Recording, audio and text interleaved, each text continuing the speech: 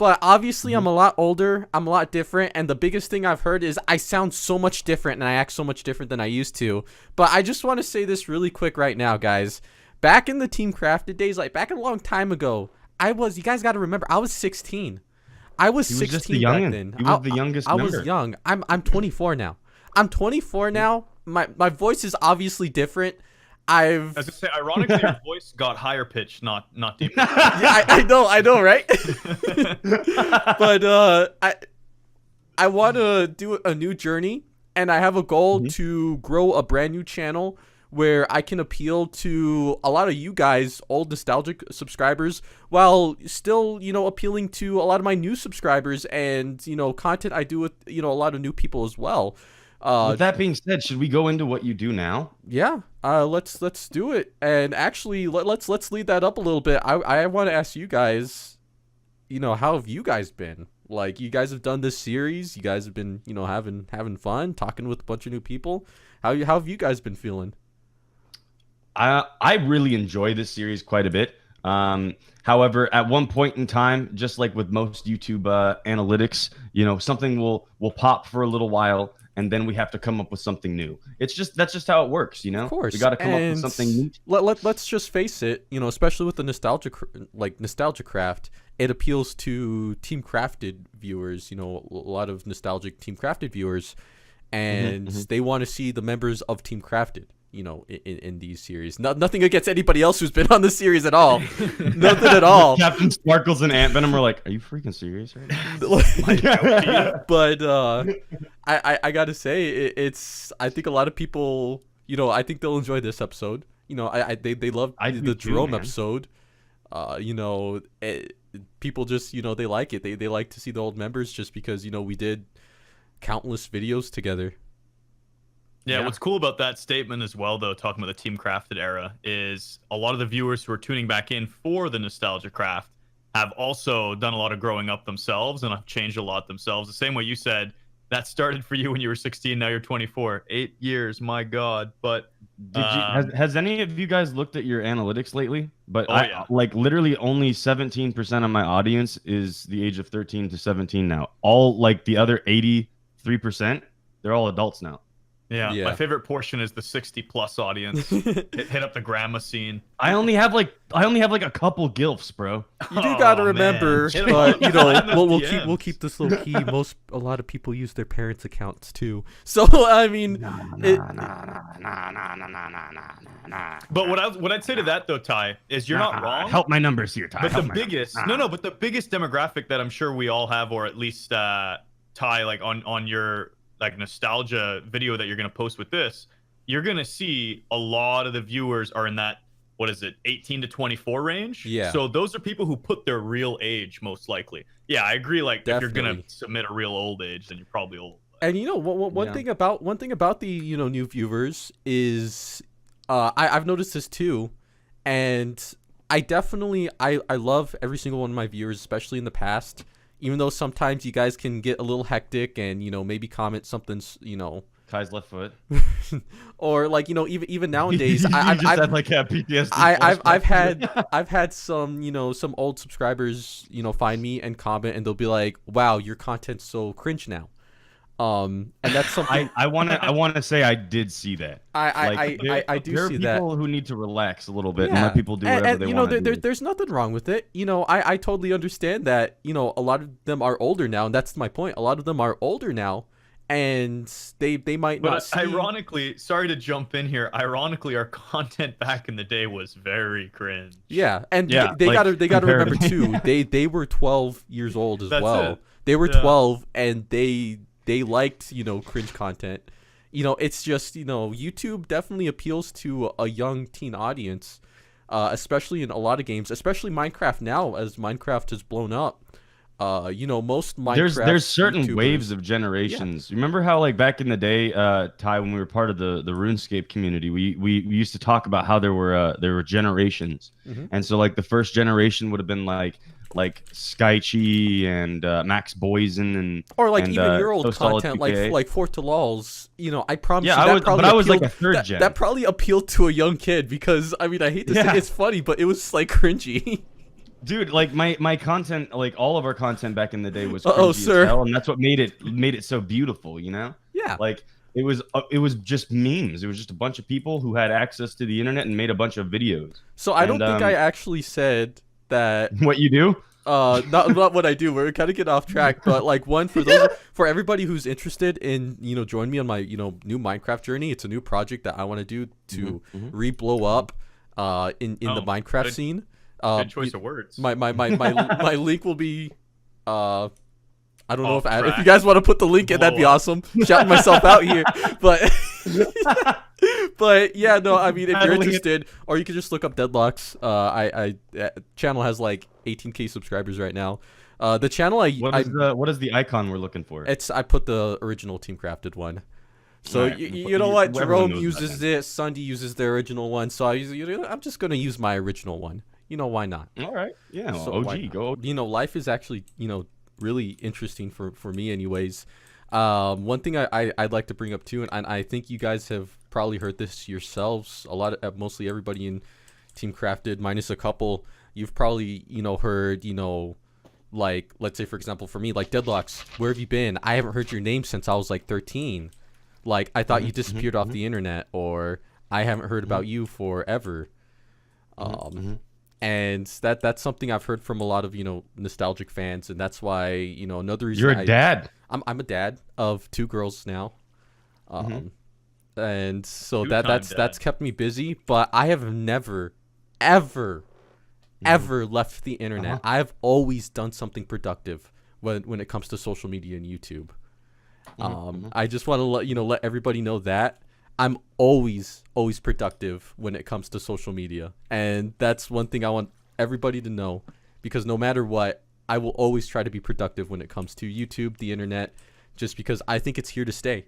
So being a parent, man, how has that affected your style of commentary? Because I'd assume that now you want to make content that you can actually watch with your kid as well as 100%. And I've That's what happened with Sky Media. I've been actually a big believer, even since you've been doing that, that especially Minecraft conscious content in general, just because YouTube right now, there's tons of kids, there's tons of young people, whether they're on their parents' device, that doesn't matter. You can't stop that. There's YouTube Kids, but there's people who will be on YouTube that are kids as well. My 3-year-old, almost 4-year-old, watches YouTube every single day. She watches Roblox YouTubers, toy unboxing, a bunch of different things, and I think making content that's fun and not particularly like super kid friendly, but where everybody is able to watch it. So E for everyone. Yeah, everybody. And cartoons back in the day used to have jokes specifically for parents that they knew that that kids wouldn't be able to get. 100%. That's what I tried to do with a lot of my. Our names are still very popular. For example, I did a Minecraft video with somebody, and they put me in the thumbnail. I was in their video, and they're like, "Oh my gosh, I haven't heard Deadlox's voice in forever. I can't even recognize it." Or, "Oh my gosh, I haven't seen Deadlox in years." So our names are still out there. All right, Ty. So I'm gonna ask a big question here. Yes, sir. Because this is a question that I'm sure my audience really wants to know, and something that I feel like would be good for us. So, what happened to us, pal? You want me to be honest, and this is an answer. I want you to lie. I think I'm here as the mediator, and I need you to lie. All right, I'm gonna shut my mouth. All right. Let's do a lie. We'll do this. Let me think of a lie. So you can't even it's lie. It's because you're an egotistical. Oh, okay, I'm just kidding. No, okay. Let's get to the. That was a good lie, though. Let's get to the reality of things. I think everybody has their own life. Everybody has their own life, and everybody has things they need to do. And as we grow up, we realize what we want to do and how we want to do it. I agree. And I think that there's a lot of things. Do you want to know my opinion? No, go ahead. Sorry. I was gonna say just to finish up. I think there's a lot of things that from when I was younger, even from just a few years ago, that I didn't understand then that I understand now. That like why is this person acting this way? Why did this person disappear? Why isn't this person doing this? Or why is this person doing this a certain way? It doesn't make sense. It's easy to critique until you understand or go through it yourself. Mm-hmm. I totally agree. Yeah, that's where I was gonna go at is I genuinely think that, you know, like, we're both literally family men. Like, we're just kind of like, even if mine's not like the most functional family in the world, like, I still have, you know, things to take care of and things to focus and hone my attention on. Yeah, and not I only think, family men, but let's even talk about Sky Media. You were super successful. You did a ton. And, you know, I wasn't too much a part of that just because, you know, things have to go a certain way, especially how you ran it, which was so successful. You know, at the time, you know, maybe that's something I couldn't understand. But, you know, as of now, it's like, well, of course, duh. You know, you have to do it that way. You know, it was a pain though. Like, doing Sky Media was like a lot, because but an insane accomplishment. It definitely was. I mean, like, we were right there ready to like be prepped for acquisition, and, you know, some stuff hit the fan and didn't quite happen the way that it was meant to. It doesn't matter though. The success that happened, what still happened, even if it didn't have the end game of what it did, which still makes it just impressive. Yeah, I'm definitely there's something I'm still very proud of. But with you know, being family men, I guess going into a little bit more about that is, you know, being family men means that, you know, we sort of sit here and our primary focus is to try and provide for the people around us that we care about. Yeah. And so, like, that's literally just all that happened with Ty. Is like, while you guys kind of seen me on my channel doing that in my life, Ty found a set of friends that he wanted to focus on and do that for himself. And that was also his family, and that was also the people that he cares about. And at the end of the day, you know, people are going to drift further as they try and build up their own empire, you know, and then eventually, every so often, they'll come visit each other. But it's not going to ever be anything like life is, especially when you have online friends. Like, life is never going to be concrete and solid, and, you know, ever anything like that you'll be able to just live in memories with. And let's, you know? just say, like, it's a lot nicer to have online friends than having a group of online friends live in a house. I think you guys could probably relate to that. Which, I didn't live in the house, which is one thing I actually one thing's on my list I wanted to bring up too. A lot of people kind of get confused about this, and this is like nobody's fault, but just the reality of things. When it comes to a lot of things, when it comes to Team Crafted, I was heavily involved in Team Crafted recordings, but like I said earlier, I was only 16. You know, I didn't live in the mansion with you guys. I didn't partake in some of the things you guys did. You know, I did go to LA a few times, you know, had some fun, we did some things. But but I didn't. But I mean, other than that, yeah, there really wasn't I didn't do a boatload. So definitely I'm a part of Team Crafted. Definitely I blew up because of Team Crafted. And the majority of, you know, a lot of my old content on your guys' channel I was in. But I will say probably my biggest mistake was just not knowing because I was young. Yeah. I mean, me and Mitch have discussed this a couple times when it came to Team Crafted. Is that, like, it just, for at least me and Mitch can both agree, I think, is that, you know, we were just all young kids who just didn't know what we were doing. And if we had been a bit more mature at the time, you know, things probably would have been a bit different. Yeah, and I think part of it comes down to the age-old rule of no one wants to be the first to do anything, and Team Crafted was truly, I don't care what anyone says, it was the first of its kind. A bunch of YouTube young kids with their own money, with no parents who know how to handle this. So you have no other support other than some of the unfortunate people we surrounded ourselves with. I'll just say that.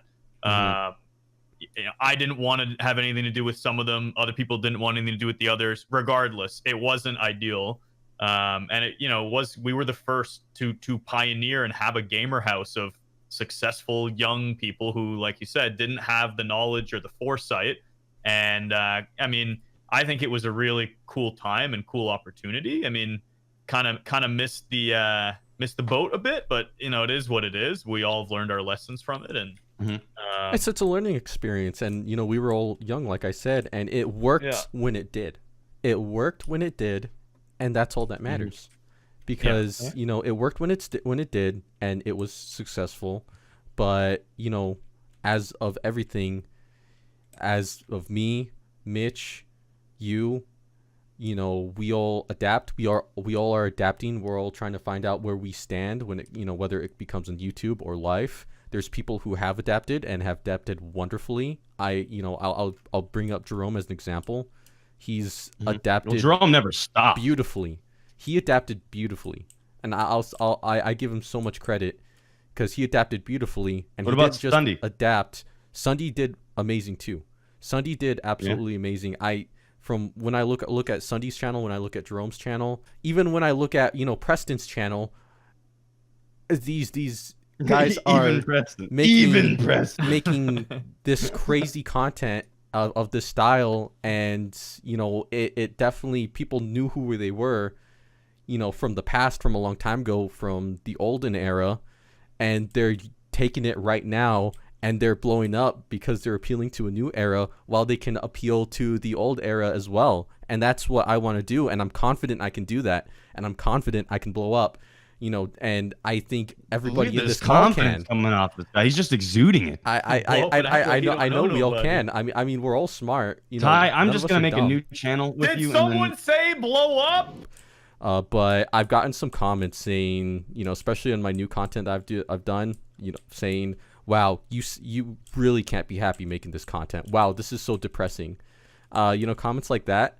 And I just want everybody to know that, people who, say that, I just want to say you're actually totally wrong. I've never been happier as I am now, doing what I do.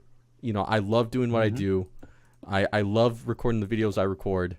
And I want to make you guys happy, the old viewers, and I want to make new subscribers happy. I want to make everybody happy because I think that's a reality.